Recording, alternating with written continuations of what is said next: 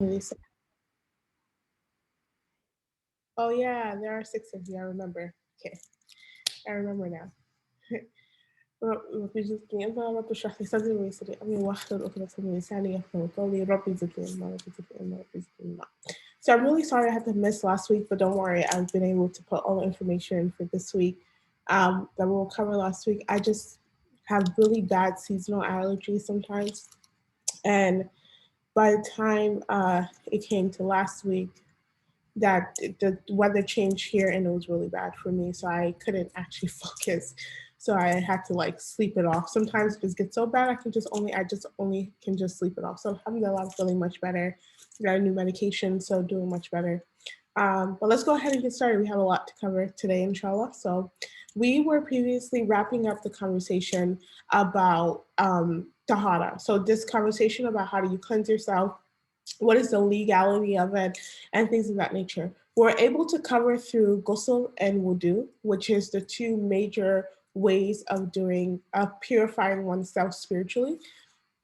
But the reality of the matter is that it could be a situation where someone does not have water. So what in that case, what does one do? And this is what's called tayammum. Okay, tayammum is a purification substitute. In its linguistic meaning, it means for to intend something or to decide something. Okay, so to make an intention or to make a decision. But in its legal ruling and in its legal meaning and how we're going to apply it, it means to use something from the earth, some type of.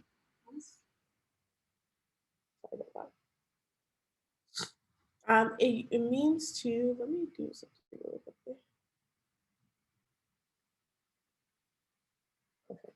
It means to use something from the earth for the purpose of purification. So there's not that many criteria of what can be considered to be earth from the line.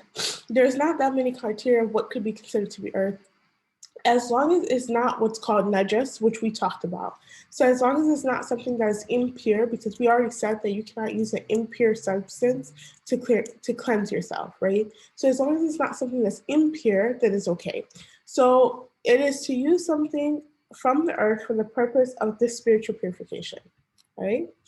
Allah subhanahu wa ta'ala says in the Quran, وَإِن كُنتُم وَإِن كُنتُم مَرْضَى أو على سفر أو جاء أحد منكم من الغائط أو لمستم نساء فلم تجدوا ماء فتيمموا سعيدا طيبا. Allah subhanahu wa ta'ala says that if any of you become ill, or you're on a travel, or you come from using the restroom, where some of you had some type of engagement with your spouse and you don't find any water, then your responsibility to get out of those states, because being in these different states requires for you to make either ghusl or wudu. Now, when it comes to being sick, the reason why that's mentioned is because sometimes water, we've talked about this, there's an injury or there's something there, then how do you go about dealing with that? So Allah subhanahu wa ta'ala says that you don't find any water, fatayammamu, that you should make tayammum, sa'idan tayyiban, by using a very pure dirt. And then Allah subhanahu wa ta'ala says, Fam sahu bi wujuhikum, that you should use that dirt to wipe over your face, wa aydiyakum minhu, in your hands. Okay, so to just wipe over your face and your hands. And we'll talk about the methodology. When does one do tayammum? They do it if there's two conditions. The first condition is when you cannot use water, okay, or when there's no water available, I should say, right? There's no water available, there's no water that you can use, there's no usable water. And the second thing is that when you are in the state or having to do wudu or ghusl. The reason why is that these two things, wudu and ghusl, are two major things that are requirements for you to be able to pray. Okay, there are requirements for you to be able to be in the proper spiritual state that you need to be in order to fulfill responsibility. So Allah subhanahu wa ta'ala is giving you this out in a situation like you don't have water, or you can't find water, you can't use water, then you can just do tayammum. So someone will say, well, what if I might be able to use water later? Okay, is do I just shouldn't I just wait? Isn't that better? The question about later is in regard to exactly when later is that, right? So say for instance, it's Dhuhr time at 2 p.m. and Dhuhr goes out at 3:30, okay? If you're not gonna get water until 5 p.m., then you make tayammum and you make your prayer because you have to catch the prayer at its time, right? So that's what it means by making sure that you have to, that by being able to see when it's required of you to do tayammum. The next thing is that if water becomes available later, then does one have to do wudu and make up that prayer? The answer is no, because tayammum is a substitute. It's a one-to-one or equal substitute. It's a substitute for wudu. It is a substitute for ghusl. So that means that if you make tayammum and you pray that prayer, maybe the prayer just finished, okay? You just finished praying and the water came back. You already made that prayer in what was sufficient and available for you, so that would be considered to be something that is valid. So you would not have to make up that prayer. Okay? Now, how does one make tayammum?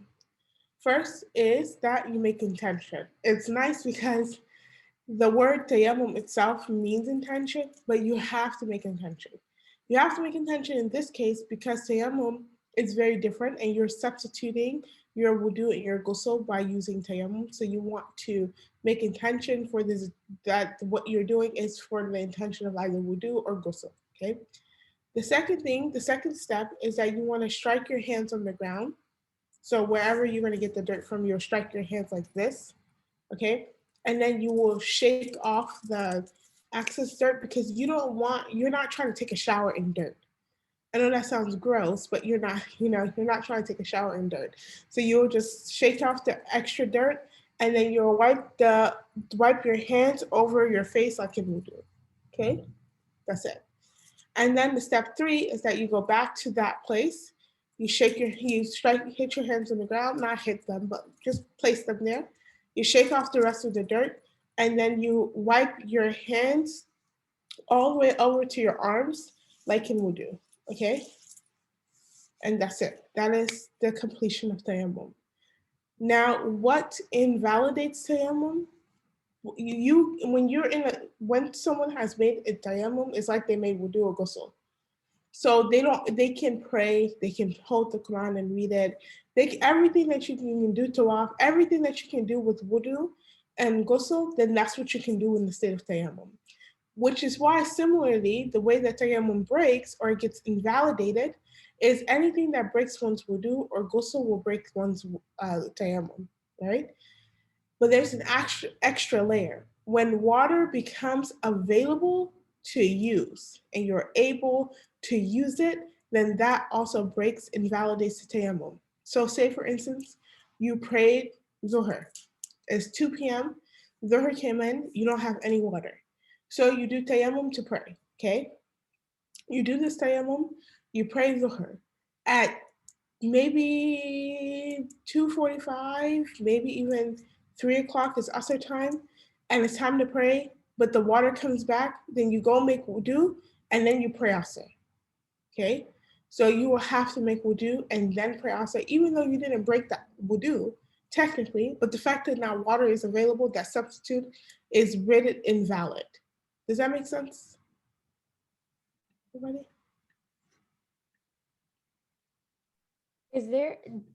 Is this like only, or sorry, is this the opinion of one madhab or all of them? All of them agree on this one. Oh, wow. Okay. Yeah, from my notes, but I can look into it to make sure. Okay. Have you heard something different? No, I haven't. I was just wondering if maybe there's a more lenient one. Well, the thing is, because the water becomes available, you don't have to go back and make up the prayer. The prayer Mhm. is just for the next prayer you have to make wudu. Okay. Does that make more sense? Yeah. All right, and that concludes our conversation on tayammum. Any questions about tayammum? Because now we're going to go to a different slide and start with our conversation on salah. All right.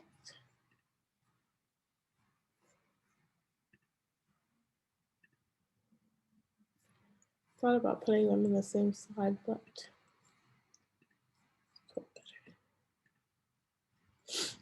alrighty. Now, introduction to Salah. So all of that we talked about, all of that purification, wudu, ghusl, tayammum, all of that was for the simple purpose of being able to make sure that we were ready and we fit that prerequisite before we can even approach Salah. So now we're into our pillar, and this pillar is of Salah. And Salah, in its linguistic meaning, it means a supplication, which is like a prayer or like dua. Okay. And it also means a connection, which is like sila. It's called sila. That's why when they say having good family ties, it's sila to rahim. So it's a connection. It's your connection with Allah. And it also is a form of like a dua. Okay. Now, in its legal understanding, which we called istilahan, in its legal understanding, Salah is to worship Allah subhanahu wa ta'ala through specific actions, using very specific words at very specific times. Okay. The reason why this linguistic definition is so particular is because in the realm of fiqh, the different scholars that are experts in fiqh, what they try their best to do is to make sure that every definition that is provided for whatever respective subject or respective subcategory can be inclusive of everything that it needs to include, right? So salah is not just specific actions, right? Because if you say specific actions, then someone can just do the motions of prayer and not say anything and do it at a random time, but that wouldn't be considered to be salah, right? And it's not just specific actions, specific words, because the timing matters. There are even times that we should not pray, right? So there's specific, the timing also matters. And then you can't say the specific, you can't bring any of these by themselves. It has to be all three of these together. So salah is to worship Allah through specific actions, which we'll talk about, using specific words and at specific times. So this narration from Jabir radiallahu ta'ala anhu, I find it to be a very interesting narration. It's a beautiful narration that people usually misuse. They usually misuse it to make people feel bad about the prayers that they've missed, and we'll talk about missed prayers and make it up. But this narration is actually the Prophet is expressing to us the importance of your salah and why we should pray. So the Prophet says in this narration by Jabir radiallahu ta'ala anhu, Jabir says, Sami'tu Rasulullah sallallahu alayhi wasallam, I heard the Messenger of Allah sallallahu alayhi wasallam say, Inna bayna rajul wa bayna shirk wal kufr tarka salah. That indeed between a man and disbelief and his what stops a person or what makes what's between a person and their disbelief and their associated partners with God. Not, it means associated partners with Allah, but more so we need to understand it as putting stuff before God. Okay. The reason why we have to understand it as that is because when we hear shirk, we automatically tune off because we're Muslim, we're all here, we're believing people, alhamdulillah, alhamdulillah, but you cannot just tune out from that. So the understanding here is that the Prophet is saying what distinguishes a person as a believer and makes them stand tall in their belief and makes it that and helps them to not put things before Allah and helps them to not create disbelief, right, within themselves is salah. That once a person leaves their salah, then they're opening and inviting the door to shirk and kufr. And it's important to realize that because your salah is a reminder of Allah, right? Allah subhanahu wa ta'ala says, Inna salata tanha anil fahshahi wal munkar. That salah, your prayer, it should prohibit you or take you away from doing sins or not sins in general, but doing things that are shameless and things that are completely off the wall. And what Allah subhanahu wa ta'ala is giving an understanding of is that salah is not only about the specific actions and the words and the times, but it's an entire experience that one has to build themselves up to experiencing. And you don't realize how much your prayer is important for you in your life, right? that when the Prophet is saying that this is what distinguishes someone from being a believer and a disbeliever, what he's saying is that this is what distinguishes someone from putting Allah first in their life, or as opposed to putting him last in their life. That's what he's saying. That we're leading our life with God as our worldview. And that if that's the case, then we need to pause 5 times a day and make sure that we're recognizing and we're actually internalizing and we're acting upon the fact that Allah subhanahu wa ta'ala is our worldview. And that is how we want to live our lives or lead our lives. And it's not ignoring the fact that sometimes you can miss a prayer. It's not ignoring the fact that sometimes prayer it gets very hectic. It's not ignoring the fact that there's things that sometimes get in the way, which is why we have an entire concept of qada. We'll talk about that, missed prayers or mistakes. How does one fix that? If it was the case that that wasn't it, then we wouldn't have that concept in the first place. So I know you guys have probably heard this hadith before. I want to give a little bit of an explanation of it just so that you understand what the Prophet is saying. That he's saying that your salah is a very important, pivotal thing in your life. And it should be the center of your life simply because that is your connection between you and Allah. That is how you remind yourself of that is how you remind yourself of what your relationship between you and Allah is and what you're asking of God. And all of it is a dua for you, right? The next question that typically comes up is that, well, if Salah is so pivotal in our lives, why is it that when it comes to the case of women, there are some times where a woman cannot pray? And what should they do in that time? The only thing about that time is that you cannot pray, but it doesn't mean that you don't stop at those times. And I say this because it's so important to keep that rhythm of Salah going, and you still get reward in that time, right? You're getting reward because God told you not to pray, and therefore you're getting rewarded for doing what God told you to do. As much as you want to stay in that rhythm, then you stop at every prayer time, even Fajr. You don't have to pray, just wake up a little bit, remind yourself, keep yourself in the routine, go back to sleep. And if you build up that stamina, wake up a little bit, make a little bit dua, go back to sleep. I'm not saying fake, don't go fake praying, none of that. You just take those moments there to remember and to make sure that you're still taking at that time of Salah, right? Salah was something, I missed in the slide here. Salah was something that the Prophet was not commanded per se to do, but he had started doing very early on in his prophethood. So when the Prophet received wahi from Jibril alayhi salam, Jibril alayhi salam then came to his home, taught him how to make wudu, and taught him how to pray. So the way that the Prophet would pray originally, and the companions that were Muslim before the mandation of Salah, was that they will pray in units of 2, so 2 rakats. That's what they were praying, and they would recite what they recited, most Quran that they knew. So Allah subhanahu wa ta'ala tells the Prophet to pray in the night, pray for most of the night, and after the mandation of Salah comes, then the Prophet Allah subhanahu wa ta'ala tells the Prophet to pray some of the night.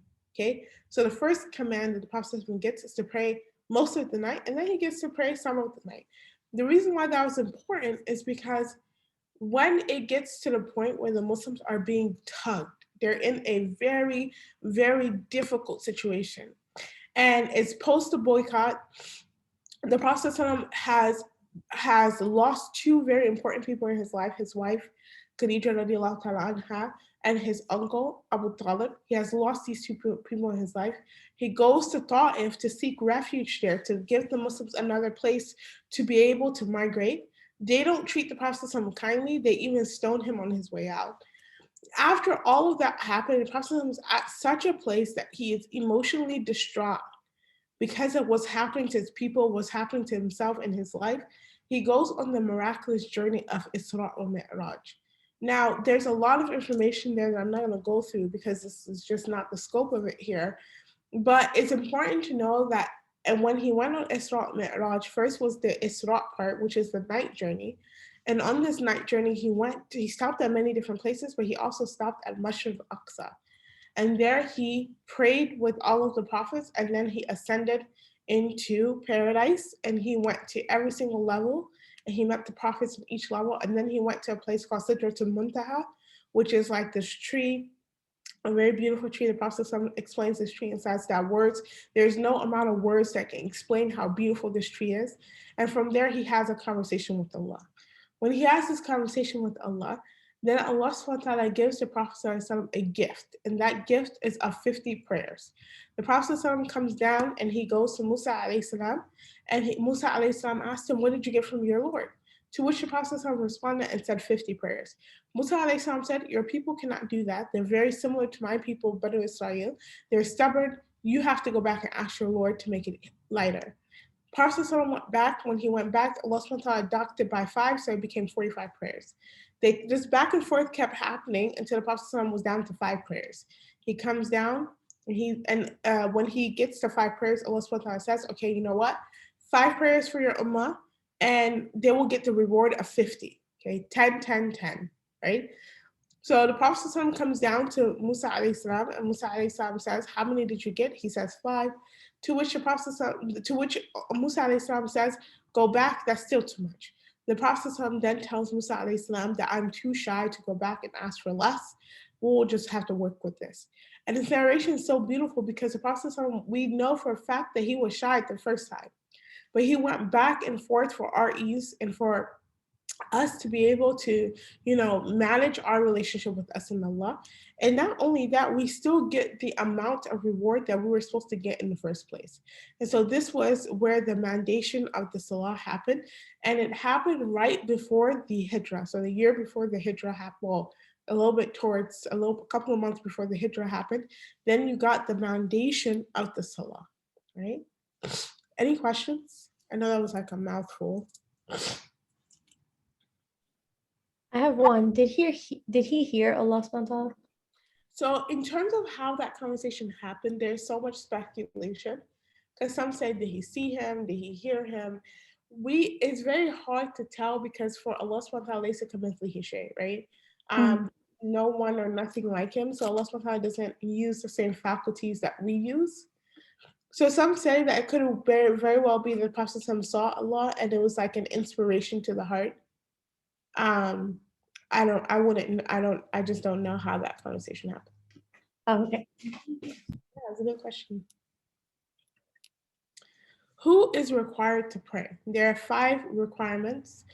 They have to be someone who's Muslim, someone who's sane, someone who's an adult. An adult means somebody who has gone through puberty, okay? Who's at the age and gone through puberty.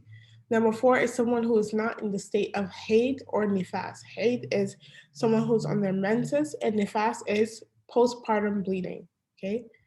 So they're not on their menses or on postpartum bleeding. And number 5 is that the prayer time has arrived. Okay, someone can be Muslim, sane, adult, and not in postpartum bleeding, and prayer is not required upon you because it's just not the time.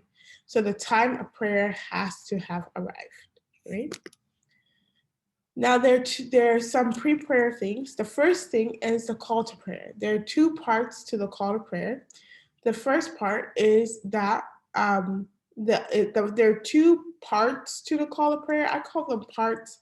I was talking to one of my coworkers today who's teaching a similar class.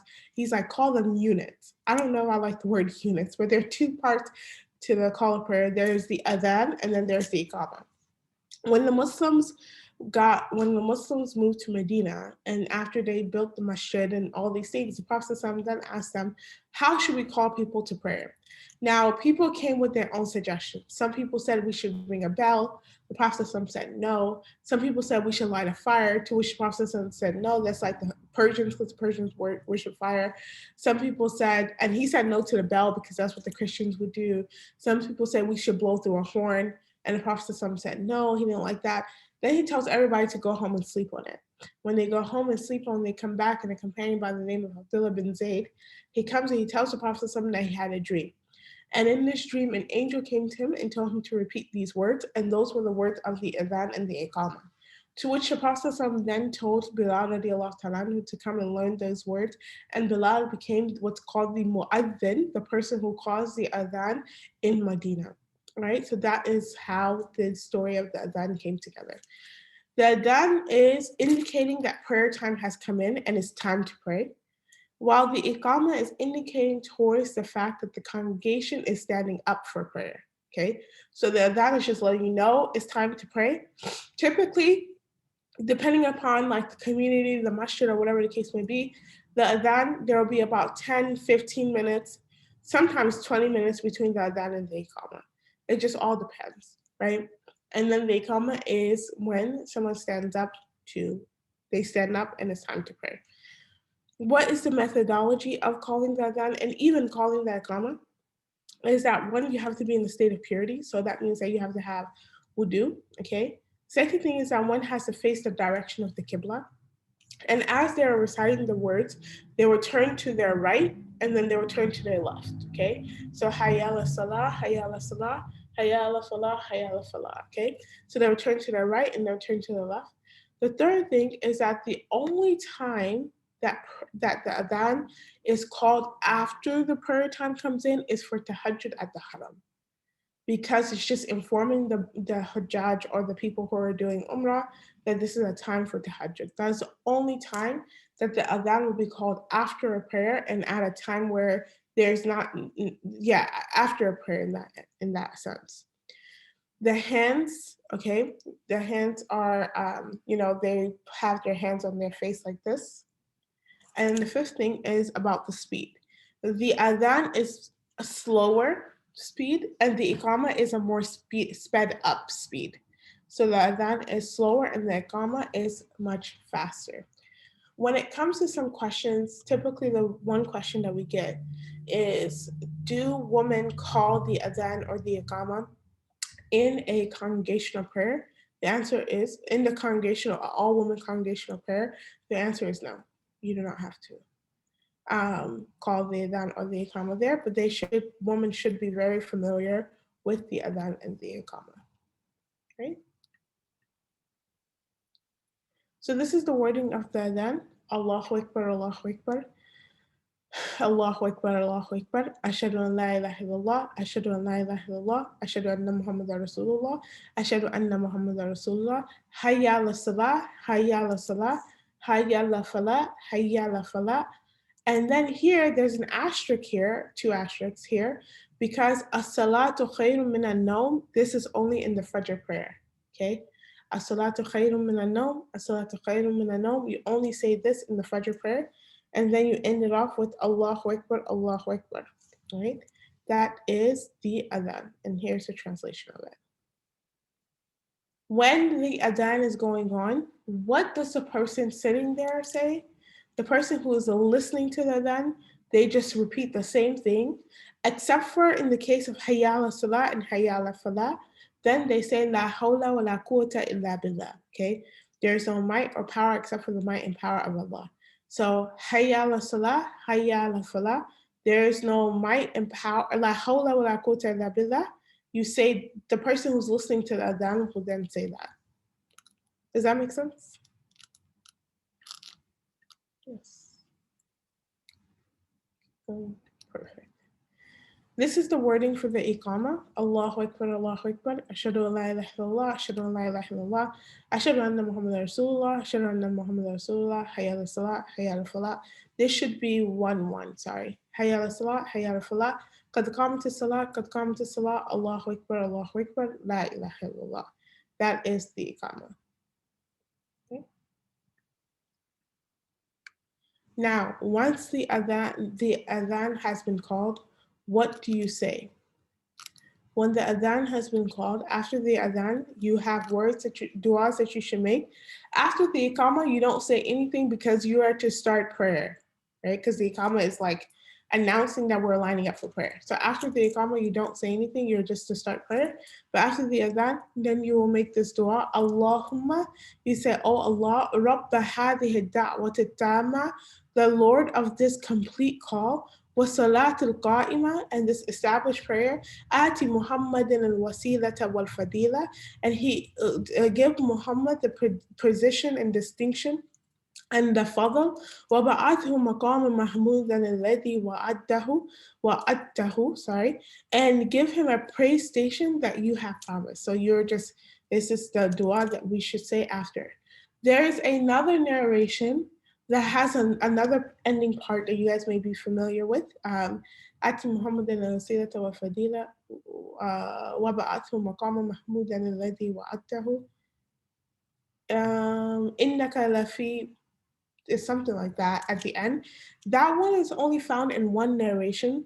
So most people will say that it's not, that it's just better to leave it. It's not wrong. It's not completely wrong, but because it's not found in a super sound narration, they say that it's better to leave it and just stick to this. Okay. Yeah. I think it's إنك لا تخلف الميعاد. Yes, there it goes. So there's, thank you. My brain is like gone. No problem. Yeah, I had some blood work today, so I've been just like groggy all day. So my brain is like, I'm like writing down all my notes. I never have to normally do that, but today is like a notes day. Alhamdulillah. Yeah, so that they said that last part is not found in the sound hadith. So it's better to just leave it out and stick to this part of the dua. The preconditions of prayer. The prayer time must be in, as we talked about that. You have to be in a state of tahara. You have to cover your privacy. Now, this is called the aura. For men, it is from the navel to past the knees. Okay, that's the bare minimum that has to be covered. But obviously, you should wear like a shirt and some pants, and you should wear your pants should cover your knees. For a woman, it is your everything except for your hands and your feet, right? Your hands, your feet, and your face. So it's everything except for the hands, the feet, and the face. That is what to be covered before prayer. Then you have to face the direction of the Qibla. There's a difference of opinion on the feet. Some say that you have to cover your feet for women, while others say you do not. The Ahnaf say that you do not, so you do not have to cover your feet. You just cover everything except for your face, hands, and feet. You then have to face the direction of the Qibla, and then you make intention. Now, when it comes to facing direction of the Qibla, say you're traveling and you don't know which way the Qibla is. You can try to figure it out. If you cannot figure it out, then you will guesstimate and you'll just turn and face that way and pray. There's nothing wrong with that because you cannot figure out the Qibla. The prayer times and its units, okay? Fajr is at true dawn and sunrise. It's really hard. It's really hard to be able to give you guys timings because the times change throughout the year, okay? So what you want to do is you want to find an app or you want to go to your local Masjid RCM and you want to see what the timings are that they have there. But this is how the timings are actually decided. So Fajr is from true dawn and it ends at sunrise. And one should not pray at sunrise, okay? Because that is a time, a prayer that is not recommended to pray. And then Dhuhr time is after the zenith. So the zenith is when the sun is at its highest peak. And it's actually not recommended to pray when the sun is at its highest peak. So between after sunrise to before the zenith, that is when you should pray Salatul Duha. I don't know if you guys are familiar with that. But Salatul Duha is a nafil prayer that the Prophet says that if one prays it, then they get like the reward of Hajj and Umrah. Okay, so after sunrise, so the sun has risen, but it's not at its highest peak yet.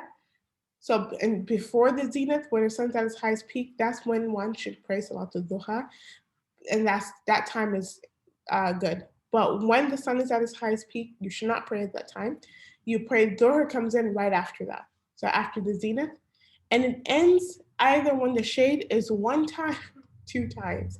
I'm laughing because all of this is like very arbitrary if someone's not really into this stuff. But I think it's important for you guys to know how salat times are determined, right? So this is why you will have a difference of opinion about when it's Asr time. Some people may be at like literally like 45 minutes to an hour off from each other. You have the Ahnaf who say that, you know, that Asr time is a lot later, okay? Also comes in a lot later because they go with the fact that when the sun is going down, not at sunset, but when the sun is going down, then you notice the shades, right? You can see one shadow.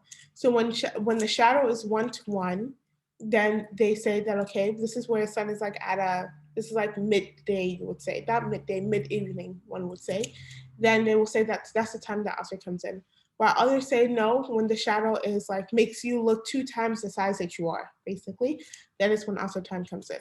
All of this is a conversation And alhamdulillah, we don't really have to have that much anymore because we have awesome apps and awesome people who are doing it for us. But this is how the conversations go. Okay. So Asr starts after Dhuhr and it ends when the sun begins to set. All right. So it is when you start to see the sunset happening, that is when Asr time ends. You should not pray during sunset and you should not make any nafil prayers after Asr. And then there's Maghrib. Maghrib is after sunset and it ends with the disappearance of the red or the white. It ends when it starts to become pitch black outside. Okay. When you can't really, because there's still a thread of light outside. As soon as that thread of light disappears, then Maghrib time is over. To which Isha time comes in, and Isha time ends at not midnight like 12 a.m., but midnight in terms of like wherever the moon is, or dawn. And that's also an area of difference of opinion. I know that's a lot of information, but you guys kind of understand why I brought it like this. Yes. Any questions? And we have 3 minutes. Yeah, I have one question. When can you not pray duha? You cannot pray Salat al-Duha at sunrise or at the zenith. So like, when is the zenith? The zenith would be, say for instance, that Dhuhr comes in at 12:30. Typically, the zenith is like 30 minutes before the time of prayer. Okay. Does that make sense? So you will Yeah. have, if Fajr comes in at 6 a.m., sunrise is at 7:30. Okay, you can pray Salat al-Duha from like 7:40 because the sun has already risen in those 10 minutes completely. So you can pray from 7:40 until 12. Okay. Yeah. So is it like haram to pray in these times, or it's just not good? Not Or recommended, but it's okay. haram to pray after Asr, Okay. like a nafil after Asr, and it is haram to pray at sunset. Do you know why that is? Well, for sunset, because they had people that worship the sun, so they didn't want that distinction. And after Asr, I actually don't know the full narration, but I can look into that. Okay. Wait, sorry. When you say at sunset, Maghrib time, when does Maghrib start? It starts after the sun has set, not when it's Oh, black. okay. So I don't know if you ever been to like a beach while the sun is setting. Yeah, I have. The sun is like leveled with the water. You Mhm. can see it. That's Maghrib time actually, Okay. because it's about it coming down to like land. Mhm. I don't know if that makes sense. It does. It does. I get what you're saying. Okay, perfect. All right. We have one more. Yeah, we have one more slide, so we'll just finish off here, inshallah. How many rakats are there for prayer? Now, this is broken up into 3 types. There is fard. Fard means things that you absolutely have to do. Okay. Sunnah are things that are recommended, and then wajib are things that are up there and have to do, but if you miss it, if you miss it consistently, you remember we talked about sunnah mu'akkada. If you miss it consistently, then you become blameworthy. So as for fard, the fard prayers are Fajr, Dhuhr, Asr, Maghrib. There are 2 rakats in Fajr, 4 rakats in Dhuhr, 4 rakats in Asr, 3 rakats in Maghrib, and 4 rakats in Isha. Okay. As for Sunnah, there are 2 highly emphasized rakats before Fajr. Right? These 2 rakats before Fajr, the Prophet was only seen missing them once or twice in his lifetime, and that was due to battle. Right? So 2 highly emphasized rakats before Fajr. There are 4 rakats before Dhuhr, 2 rakats after. This is all sunnah. You don't have to do them. You can pick which ones you want to do. The ones that I say you should be consistent in though, so 2 rakats before Fajr. Okay. Yes, Sister Anju and family. 4 rakah for Asr missing for Sunnah. So there is no sunnah for Asr. So some say you can pray it before the Asr prayer, but that too is not, they're not, I brought the strongest opinions from the narrations. So it's like a sunnah, but it's like not emphasized. Yes. Okay, got it. So there's 2 rakas after Maghrib and 2 rakas after Isha. What becomes wajib is your 3 rakas of witr after Isha. Okay, and we'll talk about how do we pray these prayers. What do you say, especially with witr, what do you say and all that stuff. But it's so important to not miss one's witr. Okay, so these are the units of prayer. Any questions?